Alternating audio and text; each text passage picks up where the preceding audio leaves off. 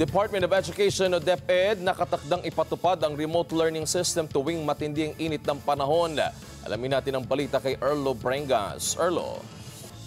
Which nagpahayag ang pamunuan ng Department of Education na pinahyon na nga nila ang mga pampublikong paaralan sa bansa na magsagawa na lamang ng adjustment ng oras sa pagpasok o ipatupad na lamang yung tinatawag na remote learning system na apektado ng labis na init na panahon.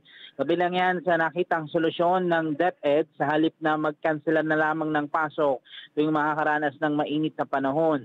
Ayon kay DepEd Secretary Sani Angara, kapag magpapatupad ang pagsuspende ng klase ay ililipat na lamang sa alternative learning performance base o magsasagawa na lamang ng make-up classes.